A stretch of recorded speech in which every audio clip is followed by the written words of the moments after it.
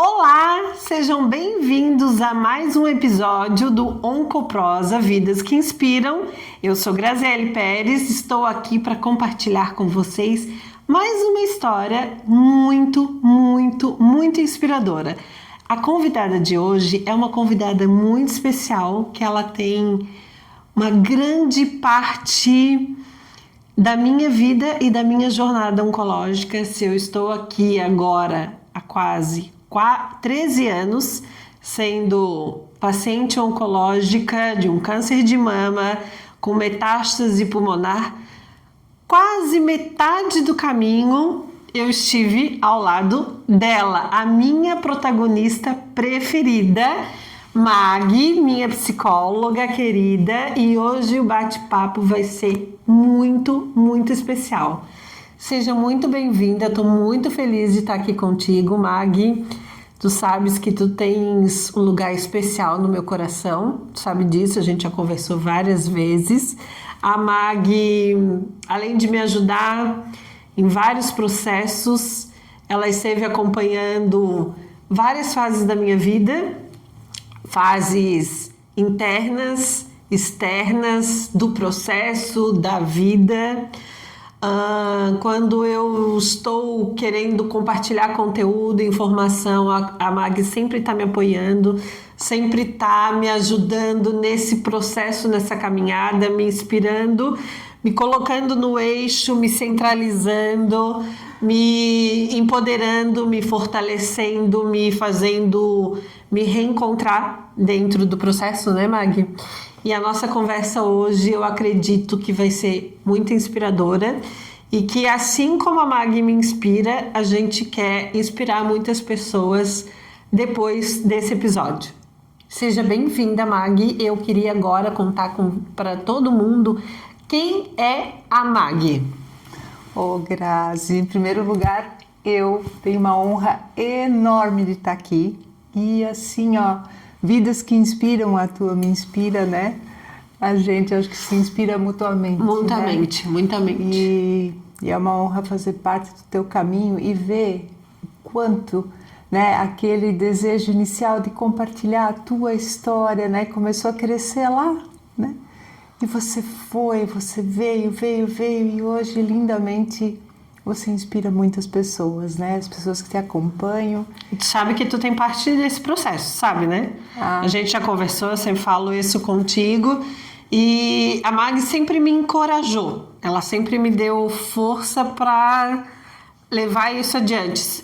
Claro que a Grazi é a Grazi, mas a Grazi precisa de uma base para poder seguir.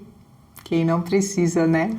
E nós vamos falar um pouquinho sobre isso hoje. Sobre as nossas bases, né? Sobre as nossas bases. Acho que eu vou começar com a base, né? Eu sou uma pessoa, uma menina num corpo de mulher, né? Bem estabanada. Um corpinho pequenininho. Sim. Sempre digo, né? Eu tenho 1,77 m, eu tô longe do chão, mas o chão me atrai muito facilmente. Então, essa é uma parte de mim, né? Sempre fui estabanada, né? Hoje, conhecidamente, TDAH não da moda, mas TDAH mesmo, né? Diagnosticada e convivo bem com isso. Sim, né? sim. Volta e meia derruba alguma coisa e quebra um osso, mas detalhes. Né? Faz parte da vida. E justamente nos dodóis que eu comecei a me interessar pela área da saúde, né? Eu adorava soprar machucado das crianças lá no jardim de infância, eu queria soprar. As crianças caíam, eu queria ir lá fazer alguma coisa. Que bonitinho. Adorava um cheiro de hospital, um cheiro de farmácia. O lugar que eu mais adorava, eu entrava assim, farmácia, cheiro de remédio. O que para alguns pode ser trauma. Sim, eu tinha adoração. E daí nas minhas estabanadices, né, eu caí muitas vezes e nessas muitas vezes eu levei muitos pontos. Né? Fui costurada muitas vezes, então assim, eu queria ver eles me darem ponto. Curiosa?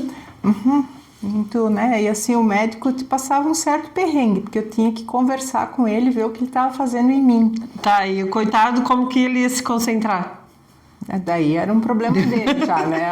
Ali eu não era psicóloga ainda, eu só estava lá querendo, né, ver o que estava acontecendo. E assim, foi seguindo, e aí comecei meu primeiro ramo na enfermagem. né? Me formei na década de 80, trabalhei uns 31 anos na enfermagem, em todos os segmentos que a enfermagem possui, e sempre muito perto das pessoas, né? Nunca gostei de burocracia, escrever. Não, eu queria estar ali, né? Contato com pessoas. Contato com histórias, contato com os dodóis, contato com todos os dodóis. Como ressignificar com cada dodói. Com cada dodói. Porque cada dodói é um dodói. Sim, e os dodóis, assim, eles tinham que ter história, não é só, ralou, bota um curativo, não. Eu queria saber a história. Sim, o que tá por detrás, né? Dá um beijinho só para que passe. Isso, mas eu queria saber o que aconteceu. Então, eu sempre fui de me envolver com as histórias, né? E aí, bom, nesse meio tempo, casei, tive filho, daí fui fazendo tudo concomitante, né? Sempre estudando, eu tenho um hábito que é de estudar. Bem pouquinho, tá? O hábito ela só tem em qual número de especialização? De pós-graduação? 7. Só 7. Isso é um detalhe, a gente pula. Sim. Então eu sempre gostei muito, né? De ler, estudar, pintar, desenhar, cantar, pular. Um tanto irrequieta, né? Minha mãe, coitada, eu subia no sofá, eu nunca ficava sentada assim, eu tinha que sentar aqui em cima e escorregar, agora não dá mais. Pelo tamanho, naquela época dava. Naquela época dava. E naquela época os sofás eram resistentes. Eles eram daquele curvinho, não era um cor, né? Aquilo era liso, era legal, daí funcionava até eu quebrar alguma coisa, daí né? Tinha um corretivo, mas enfim. Daí fui pela área da enfermagem, eu fui trabalhar numa área rural, muitas histórias, né, inspiradoras também na vida, né, dessas pessoas. E fui sempre desenhando na minha mente que eu tinha que entender um pouco mais do dodói, do que estava por trás do dodói, da história, da família, do que estava envolvido naqueles dodóis. E aí lá fui eu fazer psicologia. Então, minha faculdade de psicologia, eu terminei em 2007. Eu comecei estava lá com meus 38, eu acho, já perdi as contas por aí. Sim. O filho estava com 9 anos na época, e aí 9 para 10, e aí comecei a estudar. Então, eu tinha casa, marido, trabalho, filho, e eu fazia a faculdade de psicologia de madrugada. Como muitas de nós. Isso, caminhando na esteira, para não, né, fazer esteira, tinha que fazer atividade física. Então, eu lia todos os livros, né, meus livros todos sublinhados assim, né, com ondinhas, mas fui estudando assim e dei conta de me formar. E logo em seguida, sempre a gente sabia assim, qual é a teoria que você quer? Eu digo, todas para mim são maravilhosas, todas levam ao ser humano. Isso era o que mais me importava. Daí fui indo, comecei a trabalhar na psicologia logo como clínica, na psicologia clínica, atendendo em casa, atendendo na minha casa, tinha um lugar especial ali. Fui trabalhar numa área de cirurgia bariátrica, então trabalhei algum tempo com pacientes de bariátrica. Que legal! Foi muito bacana. Essa parte eu não conhecia, tá? E olha que eu conheço bastante coisa da MAG. Então, foi muito interessante, assim, acompanhar essa ideia, né? Como é que surge, fazer os laudos, né? Pessoas que eu não dava laudo, foi uma área bem interessante. E na minha história de vida, a minha mãe, ela teve um câncer de mama. Minha mãe teve um câncer de mama aos 40 e alguma coisa anos. Minha mãe já é falecida, faz 2 anos agora que ela faleceu. Não foi do câncer de mama, né? Mas ela fez uma mastectomia radical e retirou todos os linfonodos, fez esvaziamento total dos linfonodos do lado direito e do lado esquerdo. Isso há bastante tempo. Isso há muito tempo atrás. Deve ser, se a gente fizesse uma uma conta básica, uns 35 anos atrás. 35 anos atrás. A gente está falando sobre câncer de mama 35 anos atrás. Ela veio a falecer há 2 anos, eu acompanhei esse processo, e não foi de câncer de mama. Não. Vale ressaltar, né? Porque eu acho que a gente está falando sobre isso, Sim. sobre inspiração, vida e esperança. Essa história também é uma história de inspiração. Com certeza. E eu fui com a minha mãe ao centro cirúrgico, eu acompanhei a cirurgia de mastectomia dela, desde o momento da anestesia até a sua recuperação. Foi uma situação assim bem interessante, assim, você vê a sua mãe sendo anestesiada, né? Então fiz parte desse processo todo da recuperação dela. Como ela não é curiosa e ela não gostava de saber sobre machucados, ela quis participar dessa cirurgia. Eu não soprei no dodói aquele dia que não podia soprar. Mas acompanhei também uma questão muito interessante, que depois a gente pode falar mais um pouquinho, Sim. que foi o meu pai negar esse câncer da minha mãe. Ele não conseguia acreditar. E ele achava uma grande bobagem que ela estava fazendo aquela cirurgia toda. Né? Não falou nessas palavras, mas ela não se sentia validada. Meu pai não abandonou minha mãe, né? A gente tem uma estatística bem alta aí, Isso. de 70% de abandonos, né? Sim. Meu pai estava ali, mas ficou esse lugar, né, difícil, e aquilo também me chamou a atenção, que precisava de uma ajuda ali para ela que ela não teve, né? E aquilo ficou lá, numa esperinha. Eu acompanhei a cicatrização. Minha mãe nunca pôs prótese, ela usou prótese externa, então aquele sutiã, né? Foi para a rede feminina, fazia luva por causa do linfedema.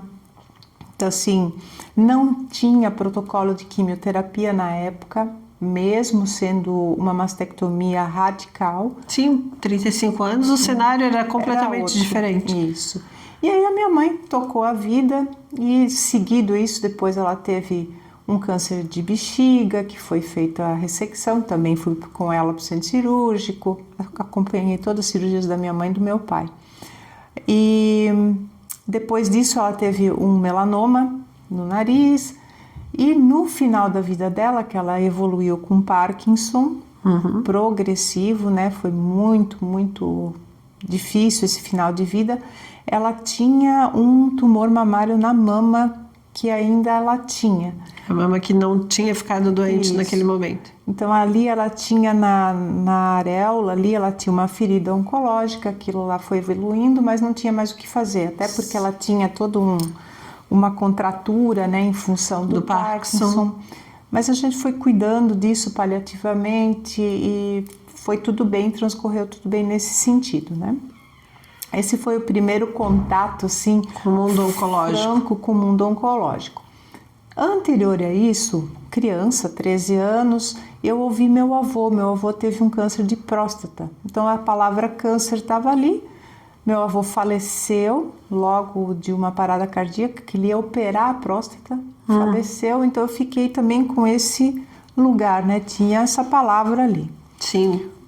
Caminhos vão, caminhos vêm. Fui trabalhar em vários lugares e eu conheci uma moça muito querida, uma amiga muito querida chamada Magali, que já faleceu aos 31 anos de tumor de mama metastático, né? E ela foi muito interessante. A gente teve um tempo que nós trabalhamos juntas, nós tínhamos a mesma altura.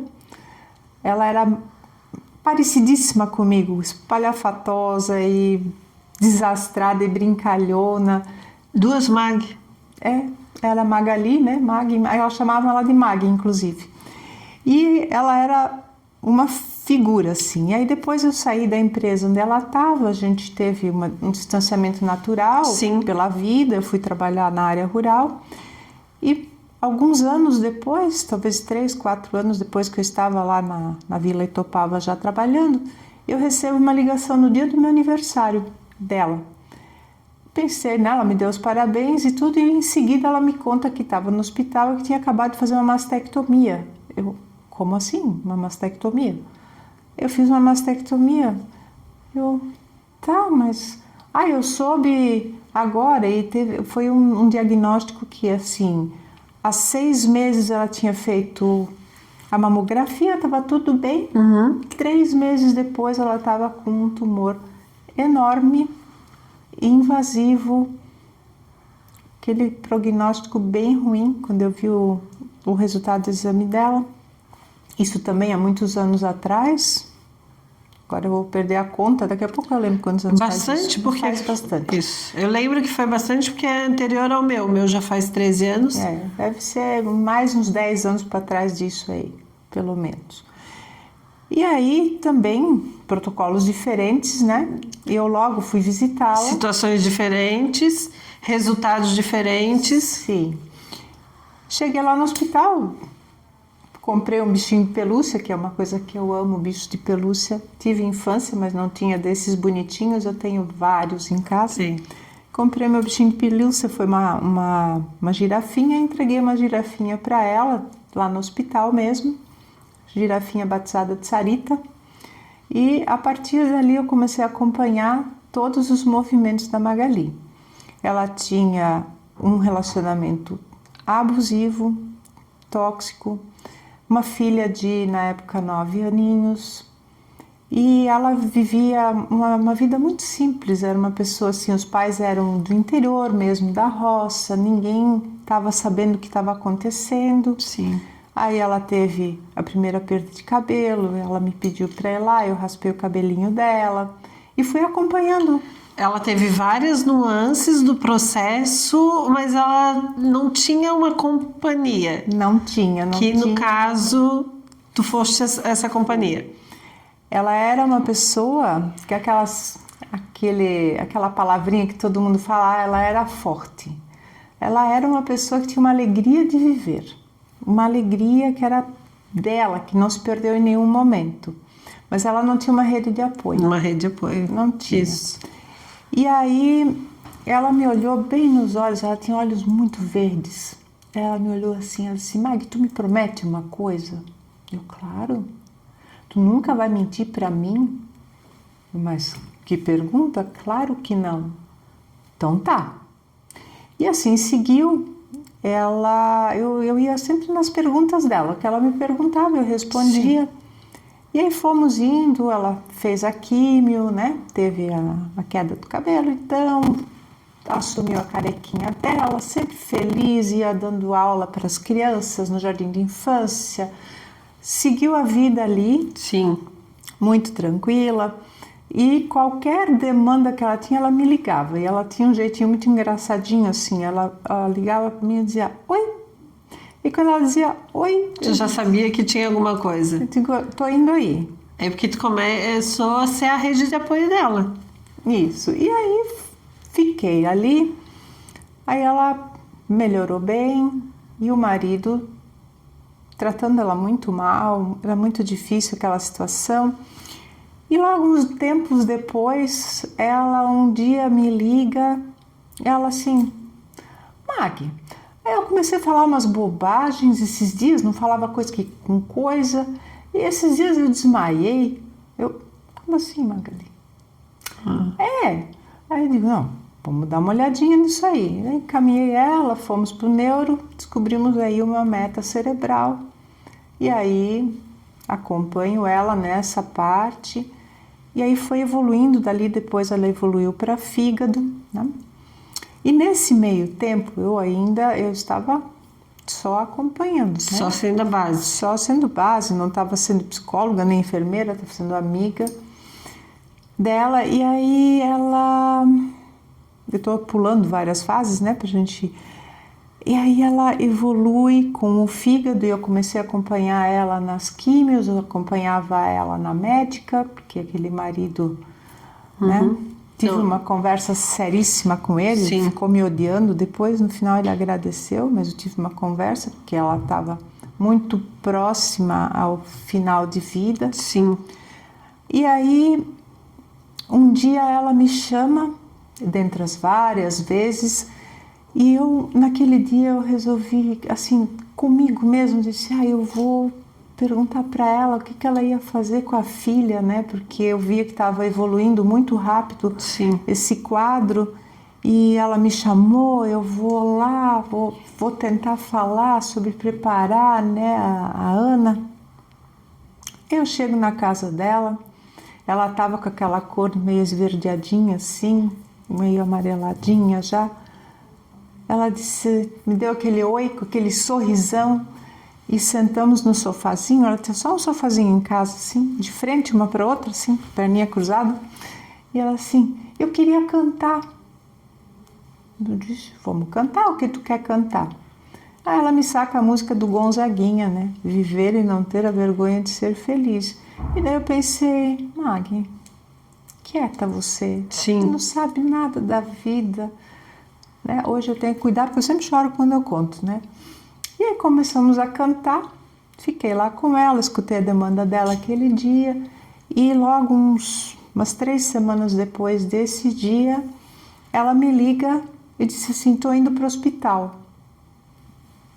Eu nem sei onde eu estava, eu sei que eu dei a volta no carro e fui atrás. Entrei no PA, eu conhecia todo mundo lá, né?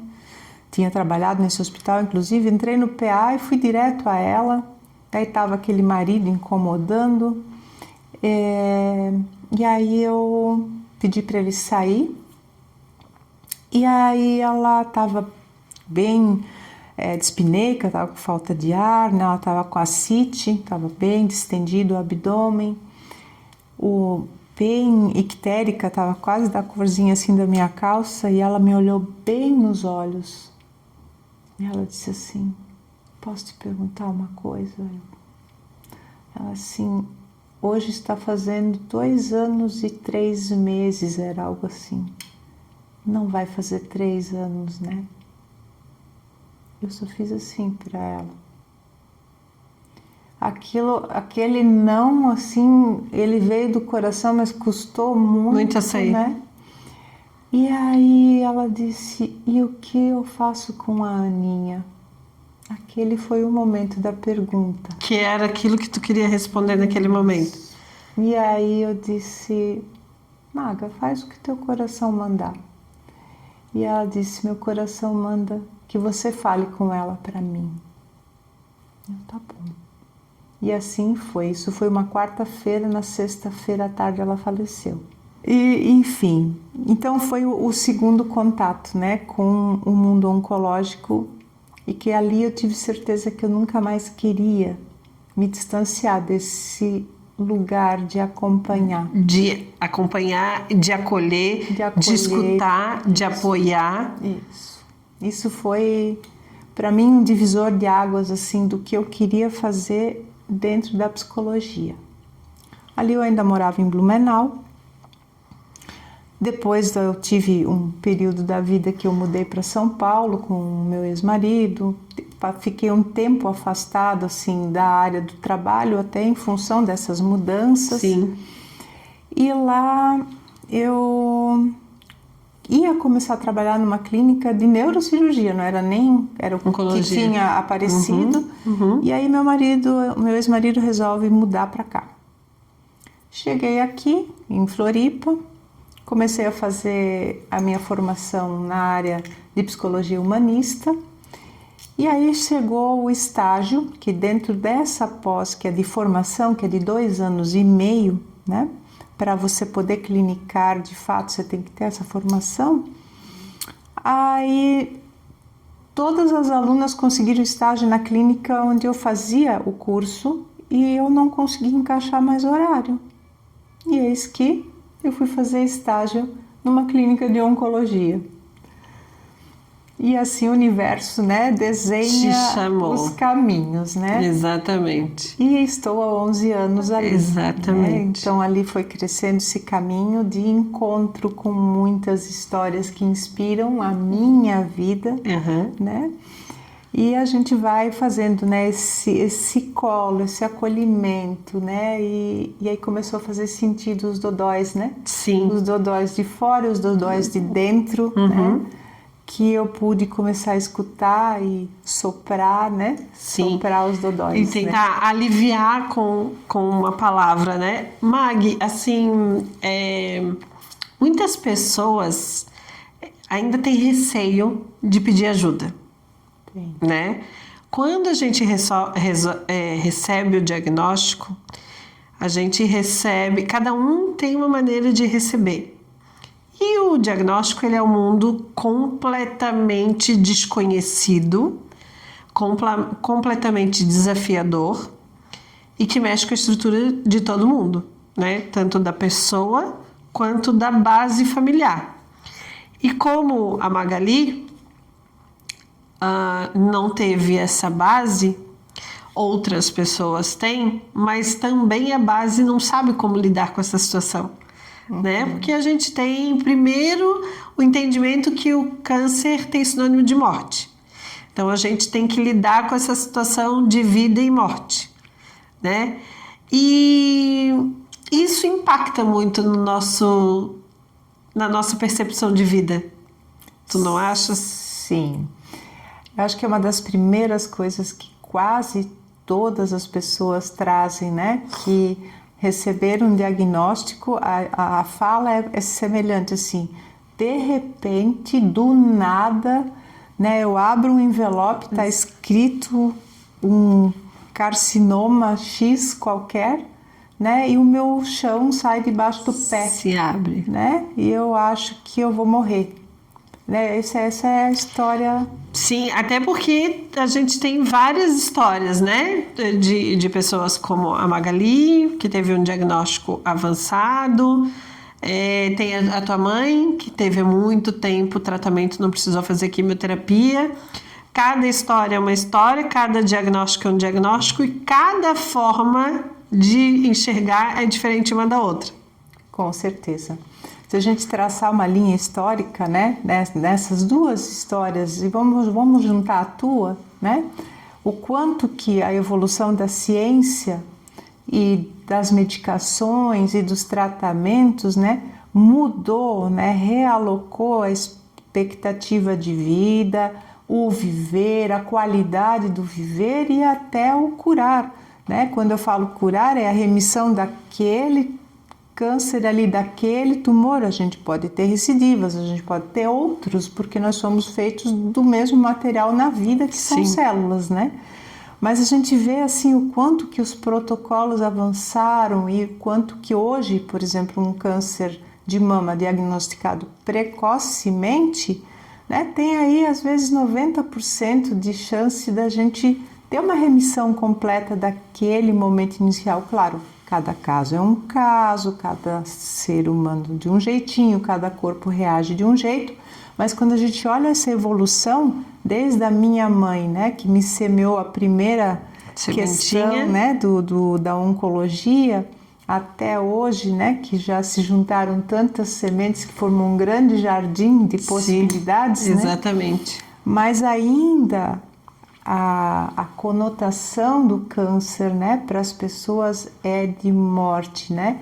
É o que eu vou enfrentar aqui, né? Até morrer, os medos do que eu vou ter que viver até morrer, né? Então, assim, essa questão de ficar tentando adivinhar o que vai acontecer, né, até morrer, isso vai gerando ansiedade, né, vai gerando medos, às vezes bastante disfuncionais. Então, assim, o quanto é importante poder ter um lugar para se informar, para se apoiar, para se abrir, né, porque medos todos nós temos das várias coisas, né, e as vergonhas, né, que o cabelo que pode cair, é uma gama de coisas, um leque de coisas que se abre, né?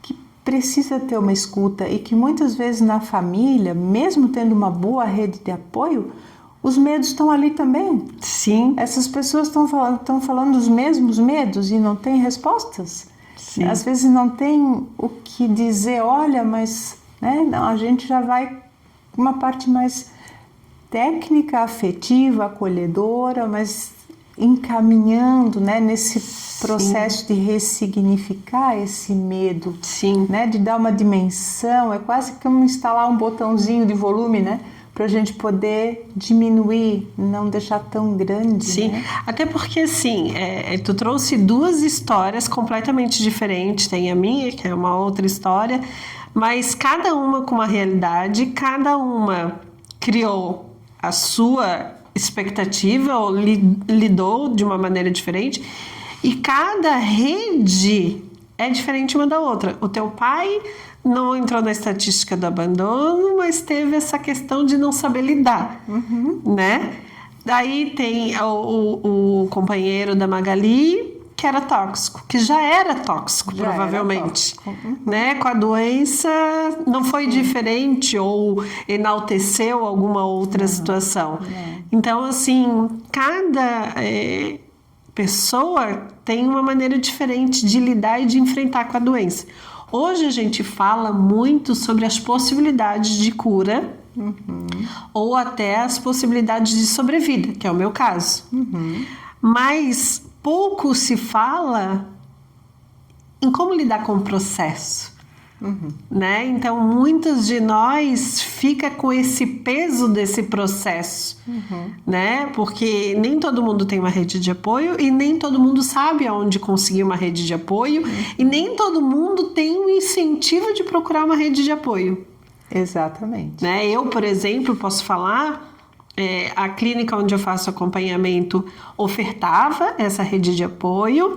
No primeiro momento, agendaram para mim e eu não fui, por alguma razão que eu nem lembro, porque já faz muito tempo.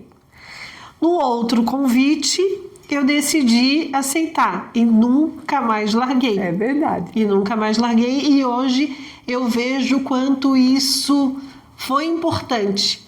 Mas claro, talvez se naquele primeiro chamado eu não tivesse visto da mesma forma aquela necessidade, essa necessidade. É verdade. Né? Então, assim, mas como que isso pode contribuir de forma positiva?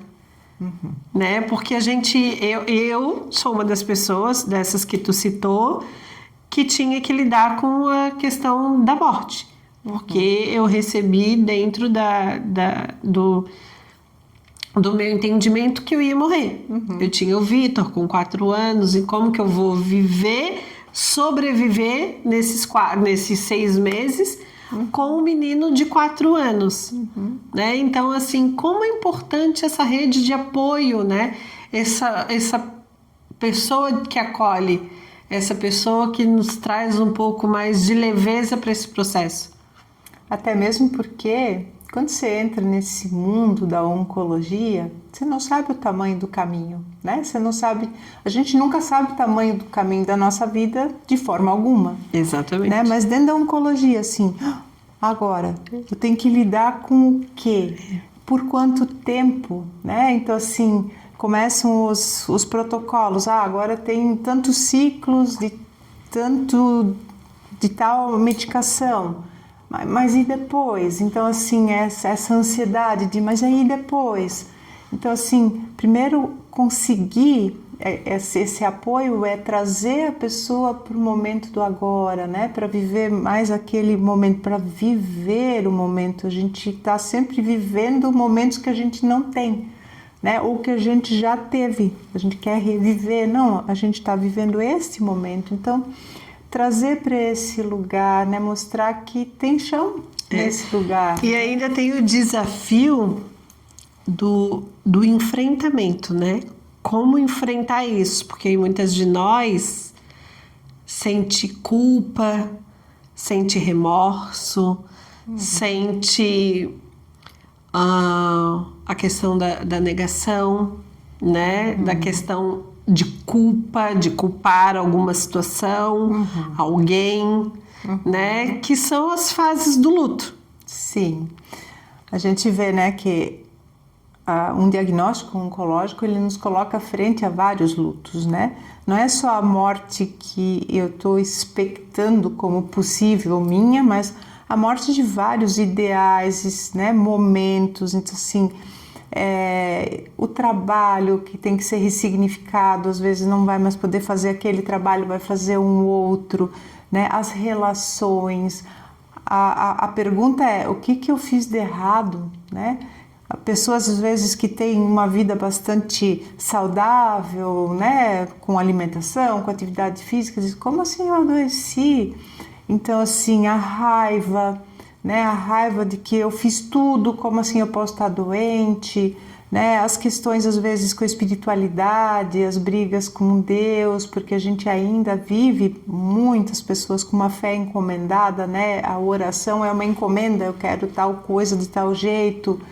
Então vem essas questões de não aconteceu como eu queria, né? Aliás, não acontece nunca como eu quero. Um câncer a gente jamais encomenda, né? A gente, na psicologia, dentro da terapia, se aproxima a pessoa com o seu corpo, com essa história que corre nas veias, né? Eu falo sempre que a vida corre aqui, a vida está no nosso corpo, né? O que a gente faz no viver, né? Como é que a gente vai dar um novo significado para essas emoções todas que vêm, né? Nas fases do luto a gente tem todas elas, né?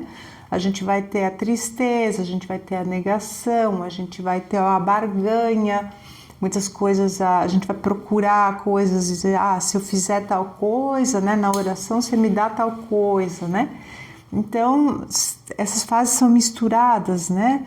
Até a gente falar, eu não gosto muito da palavra aceitação, que parece que é uma coisa imposta, mas até fazer as pazes com todos esses cenários, né? Da família, as relações, né? Que aí você descobre, uma pergunta muito comum é assim, mas aquilo que eu me incomodei, isso pode ter originado o meu câncer? E daí você quer achar um culpado, como assim, né? Como uma célula se modifica em mim, né? Eu quero achar um responsável. Eu acho que isso também é uma cobrança da sociedade, né? Não é só a nossa cobrança, mas a gente traz isso como um cenário externo, que tudo é a culpa de alguém. Tanto que quando eu recebi o diagnóstico, quando eu fui fazer o exame de preventivo e descobri um diagnóstico de câncer de mama, todo mundo queria saber, como assim? O que tu fez? De que maneira? Com 33 anos, né? Como pode? Sim. Quando vem essas questões para mim, né, uma saída que eu sempre acho bem interessante a gente pensar assim, né? Quando a gente pensa num diagnóstico oncológico numa criança, que acontece com frequência até, né? Então, sim, a criança ainda não tem todo um desdobramento de culpas, né, de que ela não fez alguma coisa, deixou de fazer, ela não está se questionando sobre a vida, por onde ela caminhou, o que ela escolheu, né, se ela, sei lá, se ela tomou álcool, se ela fumou. Sim. Nada disso está ali, porque né? o câncer ele é multifatorial, né? Exato, né? Então, aí as pessoas me olham e dizem, não tinha pensado nisso. E uma outra questão que eu trago muito assim, para quem tem animais de estimação em casa, né, é muito alto o índice de tumores em cães e gatos, por exemplo, que são os bichinhos que a gente tem mais perto, né? Mas na natureza inteira, os seres biológicos estão sujeitos a ter um tumor. Aliás, nos estudos mais recentes hoje, o câncer ele faz parte das doenças autoimunes, né, de caráter crônico, e que está presente e possível para todos nós seres humanos à medida que ficarmos mais e mais longevos, que temos mais possibilidades de desenvolver mutações em genes, né? Na multiplicação celular, de modificar um pedacinho do gene, um pedacinho de um telômero. Então, assim, isso está posto para seres biológicos. Essa é uma outra parte também da minha vida, que eu tive muitos cachorros e gatos, né? E eu acompanhei a morte de muitos deles, e muitos deles por questões de tumores. Inclusive as minhas duas meninas que estão tatuadas aqui, que acompanharam processos muito importantes da minha vida. Uma delas teve um tumor de baço, invasivo, teve 45 dias de vida entre a cirurgia e o falecimento, e a outra um miosarcoma, que também foi feita a cirurgia e depois teve invasão, né? Então, os cães e os gatinhos me ensinaram muito sobre o processo, né? Sobre o cuidado, né? O cuidado paliativo, que as pessoas têm muito medo, né? Cuidado Sim. paliativo é porque vai morrer. Sim. O cuidado paliativo está dentro da psicologia. A psicologia é um cuidado paliativo, é um acompanhamento para a tua dor emocional, é um acompanhamento para as tuas questões de vida, assim como desde o início de um tratamento está ali acompanhando você nas tuas questões de dor, nas questões dos desconfortos, né, que vêm da medicação, às vezes efeitos colaterais e outros tantos, né, desconfortos com o corpo, com as cicatrizes. São tantas coisas, né, que dentro do acompanhamento da saúde mental, emocional, né, que é concomitante à física. Então é muito rico quando a gente consegue, né, se abrir para pedir essa ajuda, né, e encontrar, né, novos caminhos. Novos caminhos. É como abrir uma cortina, né, e começar a ver uma outra maneira de se relacionar. Até porque a gente tenta se culpar muito, né? E assim, é muito pesado, né? A forma com que tudo vem é muito rasteira, né? Parece assim que a vida te deu uma rasteira, porque geralmente tu tá no auge de algo, da vida profissional, né? E vem isso e te puxa. Mas como tu tentas ver essa questão, né? A forma com que tu tenta lidar com isso. Eu, Grazi, acredito que isso traz um pouco de leveza para ti, porque é uma culpa tão grande que a gente tenta carregar e muitas pessoas tentam nos dar, nos distribuir, nos entregar, que já é tão difícil tudo que a gente vivencia, e com essa questão de culpa, de raiva, acho que deixa mais complexo. Tu traz uma coisa importante, né? Culpa e raiva. Então, assim, você oscila muito entre essas coisas, e aí as pessoas dizem assim, não, tu tem que pensar positivo, você não pode ficar assim, ficar com raiva, vai alimentar o câncer, não pode. E daí você está sentindo um negócio, daí você não pode sentir o negócio. Vamos parar com isso. Então, primeiro que a emoção não alimenta coisa alguma, emoções são emoções, elas estão ali para nos ajudar. Né? Eu gosto muito de caracterizar as emoções, né? Isso. Como de uma maneira muito simplificada. A raiva é uma emoção que nos movimenta. Quando eu tenho raiva de alguma coisa e eu acolho a minha raiva, tá aí o processo de psicoterapia para isso. Acolho a sua raiva, vamos trabalhar ela me faz me mexer. Quando eu tô com raiva, eu não fico parada, né? Sim. Até a criança, né? Então a gente tem uma manifestação externa da raiva. Quando ela fica para dentro, ela vai virando mágoa, ressentimento. Aí é um outro processo já, né? A tristeza é uma força que nos para. É sempre uma força de parada, onde eu posso entrar em contato comigo mesmo, aprender a entrar em contato comigo mesmo, né? Então não são emoções tóxicas, elas são emoções necessárias.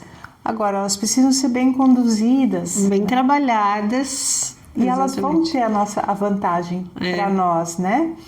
Uma alegria excessiva, leia-se assim, eu não paro para pensar sobre nada, só mexendo, não reflito sobre nada, ela pode ser tóxica. Sim. A positividade tóxica hoje, né? Gratidão, então se essas coisas faladas comercialmente, elas não vão nos ajudar, elas nos atrapalham e vão aumentar a nossa culpa. Eu tinha que estar fazendo assim, mas eu não estou sentindo assim. Então a primeira coisa é o contato do que eu estou sentindo mesmo. E aí a gente está numa terapia para isso, né? Dizer, peraí, deixa eu entrar em contato com esse sentimento, ressignificar a emoção. Todas as emoções em nós estão por nós, não contra nós. Então, quando a gente começa a aprender isso, a gente sai desse ciclo de culpa, de vitimização, às vezes também, que vamos ter momentos em que a gente vai sentar e vai ter pena de si, e tá tudo certo, pode ter também. Aquele momento que a gente tem que passar e dar um beijinho, soprar a si mesmo um pouco, claro que sim, porque, primeiro, a gente não sabe o tamanho do processo. a gente entra numa vida, a gente tem essa mania já no habitual sem ter um diagnóstico. Quando você tem um diagnóstico, você entra no e se? E se eu tivesse feito, se eu não tivesse feito, se eu tivesse falado, se eu não tivesse falado, se eu tivesse guardado, se eu não tivesse guardado, é tanto e se, bom, aqui não dá para mexer nada. E não tem uma fórmula, né? Não. Aí tem o e se para frente. E se não der certo, e se o remédio não sei o que é, você muda o protocolo, mas e se eu sentir isso, e se eu sentir aquilo, que assim, é fábrica de ansiedade e fábrica de culpa. Então assim, não, a gente tem que fazer a fábrica da realidade, né? A realidade é o que está acontecendo hoje, que evidências apoiam neste momento esse se, não tenho aqui, né? O fantasma dos exames de acompanhamento. Cada vez que você vai fazer as tomos, as ressonâncias, os exames de sangue, os marcadores, né? E como abre esse envelope, se abre antes, né? Eu já tive paciente de abrir o envelope no meio do caminho dirigindo e leu uma palavra nódulo. Ato seguinte, estava de volta lá no consultório, não leu nada mais e não tinha nada ali, era cicatricial. Exatamente. Né? Então, assim, a gente começa a formar esse lugar, né, da ansiedade com relação a palavras, né? A gente é muito da semântica. Palavra câncer, tem gente que até hoje diz, ai não, aquela doença, aquela coisa. Né? Coitado do caranguejo que recebeu o nome, né? Câncer, o caranguejo foi por causa dele que foi batizado, inclusive o câncer, né? E a gente sabe que essa palavra, né? Ela não tem um poder se a gente não der o poder. Exatamente. Esse também é um ressignificado. Que é, né? O que muita gente fala, né? Eu não vou falar porque atrai. Isso.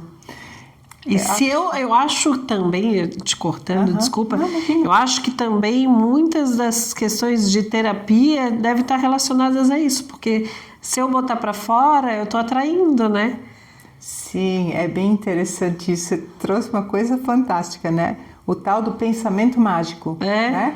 E se a gente tivesse pensamento mágico, tipo, eu penso um negócio e vou atrair um negócio, eu ia pensar... Eu estaria rica. Né? Muitas coisas. Eu estaria nadando igual o tio Patinhas. Sim.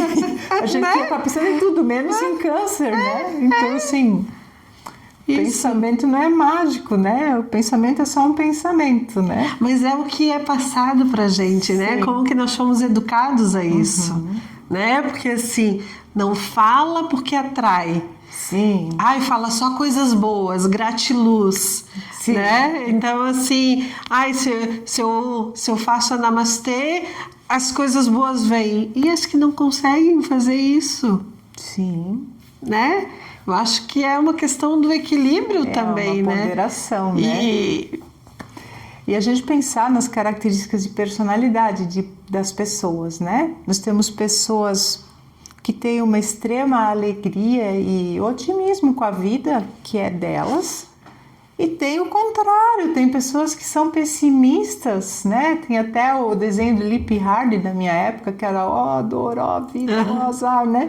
Então, assim, tem pessoas que têm essa característica intrínseca e não existe nenhum estudo comprovando que essas pessoas aqui vão ter mais câncer do que essas aqui. Então, assim, perfeito colocação. Que se fosse assim, não era para eu ter câncer. Né? A gente encontra quantas pessoas meio, assim, temperadas no sal, vinagre e alho pela vida, né? E estão lá, saudáveis, fortes que nem um touro, como eles diziam. Eu acho que daí, talvez isso também é uma questão que mexe mais ainda, porque tu foi educada e preparada para isso, né? Tu é aquilo que tu atrai. E daí assim, mas eu sou e eu não atraí, como que funciona isso? Como assim, né? Como tá assim? errado, alguém mentiu pra mim, né? Aí você fica com aquela coisa meio persecutória, assim, na vida nada é certo, né? Sempre tem uma mentira, então você passa a ser uma pessoa desconfiada das coisas. Isso também tem um efeito que também na psicoterapia a gente começa a desmistificar um pouco isso, né? A vida é como é, o viver a gente vai fazer, né? As coisas, por exemplo, eu sempre digo que são contingências variáveis. Vamos dar um exemplo simples. Tempo, fatores climáticos, são contingências que estão ali para todos. Se tem sol durante 40 dias e forma uma seca, a contingência estará para todos da mesma maneira. Agora, como cada um se relaciona com isso, é muito diferente. Exatamente. Como cada um vai entender, compreender e seguir. Exato. Corpo humano, Grazi.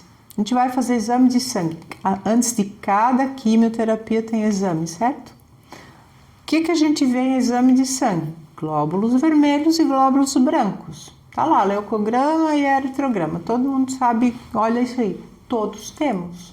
Agora, a relação entre os fatores que está descrito ali no teu corpo, no meu é diferente e de cada um é diferente. Se tirássemos um quadradinho de pele teu e um quadradinho de pele meu aqui, colocássemos no microscópio, fizéssemos assim, a gente não ia mais saber de quem é aquela pele. Agora, se a gente implantar de volta trocado, sim, não vai crescer aí, não vai crescer aqui. Exatamente. Porque o meu corpo vai dizer... É um corpo estranho. Isso aqui não é meu. Não é meu. Né? E é só pele. Sim. Então, assim, a gente poder olhar, né, com uma generosidade e com uma simplificação muito respeitosa de que a gente está sob as mesmas contingências como seres humanos dentro de ambientes. Então, assim, quanto que os ambientes interferem sobre a nossa saúde, né? Sobre as nossas escolhas. Exato, isso tudo tem uma repercussão sobre o nosso corpo. Esta casa que a gente habita é uma casa de reações. Exatamente. Né? A gente faz uma ação, tem uma reação, né? Para leis da física, inclusive. Então é bacana a gente começar a descobrir também emocionalmente nossas ações e reações, as ações do outro sobre mim, características de personalidade do outro sobre mim, o que eu faço com isso? Isso. Né? Não é simplesmente engole esse choro e não fala nada, essa cara feia, né? Então, assim, a gente... Cara feia pra mim é fome. Isso. São palavrinhas mágicas. Sim. Palavrinhas mágicas que foram implantadas e que nos traz um peso muito grande, um peso de responsabilidade, né? De culpa, né? Que eu acho que, além do diagnóstico, isso já carrega um estigma muito grande. Muitas de nós somos carregadas de todas essas dores, de tudo que a gente falou aqui, sem ter câncer. Sim. Imagina para quem ainda tem mais o desafio de lidar com câncer. Ter tudo isso e ainda ter o desafio de lidar com câncer. Sim. E o câncer, né, eu acho que assusta muito ainda, além de todos os desafios que a palavra, a semântica traz, né? Sempre digo assim, na frase do caminhão, Jesus, este nome tem poder, câncer, esse nome tem poder. Você recebe esse nome, né? Mas tantas outras coisas são extremamente letais para nós e que a gente despreza, assim, ativamente, como a diabetes e hipertensão. Só uma diabetes. Exatamente. Né? Vou lá, como um docinho, depois eu tomo lá meu remédio e pronto. Exatamente. Não é assim que funciona o nosso corpo. Né? Então, assim, a gente às vezes coloca um peso tão grande numa coisa, né? A gente dá responsabilidade e poder para pessoas que não deveriam, ou para situações. Para situações, né? Às vezes, para além, o que o câncer traz, como se sempre fala assim, o processo, né? É que é um tratamento muitas vezes longo e desafiador, né? Porque a gente está mexendo com o nosso interior, né? Com reajustes, né, celulares, eu vou chamar assim de uma maneira simplificada, né, porque você está procurando determinadas células para eliminar, você tem que preservar outras, né, que a gente não quer que sejam afetadas nesse tratamento, e sempre é um tratamento que é desafiador, né, tanto para quem aplica quanto para quem recebe. E aí nesse meio do caminho todos os desafios, é tão legal a gente poder falar do que você está se sentindo desafiado, porque para cada um é diferente, né? Tem pessoas, eu recebi já pessoas que passaram a químio toda, a rádio, fazendo atividade física e correndo de um lado para o outro como se nada estivesse acontecendo, só que o seu corpo está trabalhando várias questões. Em algum momento, sempre digo assim, em algum momento aparece aquela coisa que me dói, que me incomoda, que me atrapalha, e aí a gente poder saber que tem um lugar que a gente pode sentar, conversar, realinhar pensamentos, processos, olhar para as nossas emoções, nominá-las. Às vezes a gente não consegue dizer o que está sentindo. Exatamente. O que é isso aí, né? A gente tem uma palavra muito interessante que é o ranço, né? Então assim, mas o que? E aí a gente começa a desmembrar, é como limpar uma lente de um óculos, né? E poder ver mais claro as coisas, e inclusive ver aquela tal da luz no fim do túnel, né?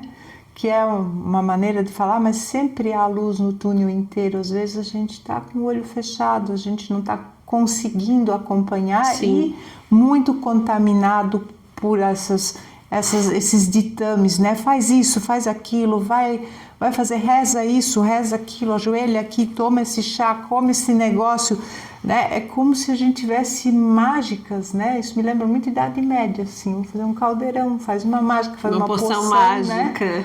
Que tudo vai se resolver. Isso, toma isso aqui, né? Não Sim. é assim. Para cada um tem um significado, e é isso que é a riqueza, né? E eu acho que daí também tem a questão de que a gente tem que parar e se olhar e ver isso tudo que está acontecendo, porque é claro que tem a questão do quanto tudo isso é desafiador, mas a gente precisa dessa rede de apoio, desse acolhimento, e se for o caso, medicação, né, Mag? Sim. Se precisa de uma medicação, porque só também o entendimento só em si, às vezes, não alcança, né? Não é o objetivo final. E assim, a gente, como sempre, conversa muito, muito, muito e não sente a hora passar. Já passou? Já passou. Eu até queria finalizar trazendo isso, assim, às vezes as pessoas me perguntam, né, Grazi, como que tu consegue ver leveza em tudo isso, né? Muitos até questionam aonde está a minha dor, porque não tem dor. Dor tem, né? Dor ela existe, mas só que a gente coloca em lugares, em prateleiras específicas, né? A prateleira da dor não é a Grazi. Não é o que aparece. E então, assim, e se eu tenho essa força e esse olhar, tudo foi construído com muitas coisas, como o meu jeito de ser, o meu jeito de entender, uma rede de apoio, né? Como eu quero pensar sobre isso, o caminho que eu quero seguir, e a Mag, né? E como que eu posso me encontrar dentro desse jeito. A Mag sabe, eu já falei aqui algumas vezes, eu também faço uso de medicação, né? Não é um estalar de dedos, que a Grazi olhou a Mag e viu que a vida é colorida. Não, é um conjunto de situações, mas que a gente tem que estar aberto a esse olhar, a esse entendimento e aceitar esse abraço, aceitar essa acolhida, não é aceitar a doença, é aceitar esse abraço, essa acolhida, né?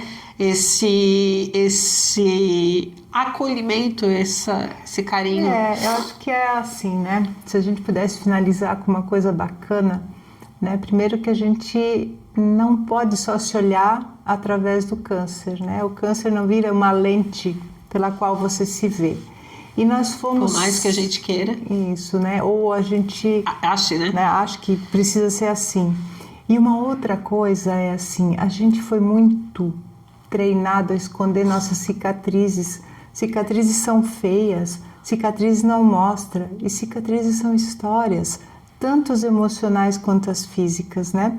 A gente sabe o quanto que as dores, né, de modificações do nosso corpo através desse processo, muitas vezes necessárias, né, são nossas cicatrizes da nossa história de viver. E isso faz parte do autocuidado, do amor próprio, do se querer, Isso né? mesmo. Então, assim, não é uma chave, não é um botão, mas é um novo olhar, tem um novo sentido para as Isso coisas. mesmo. Né? É uma mesa E de comando de botõezinhos. e a Mag faz parte disso, desse olhar, desse sentido. E assim, ó, eu adorei, como sempre, eu adoro conversar com a Mag. As nossas consultas, elas sempre são que a gente não vê o tempo passar, que eu sou faladeira, a Mag também, mas assim, é um falar gostoso. E assim, espero que vocês tenham gostado do que a gente trouxe hoje, do que a Mag trouxe. Vamos refletir em cima disso. E se gostaram do conteúdo, lá no canal, que é esse aqui que vocês também estão acompanhando, Minha Vida Superando Câncer, tem outros vídeos muito legais, com muitas reflexões que a Mag nos trouxe e que estão aqui disponíveis para vocês, para quem quiser escutar, assistir. E é isso. Eu vou deixar aqui nas redes sociais a página da Mag. Mag, é onde que a gente te encontra? No Instagram, mag.terapeuta, mag com M-A-G-G-I. M-A-G-G-I. .terapeuta. Eu vou deixar aqui na descrição tudo certinho. Quem quiser, segue a Mag, chama ela para um bate-papo. E se quiser um atendimento, um acolhimento, ela estará disponível. De braços abertos. Tchau!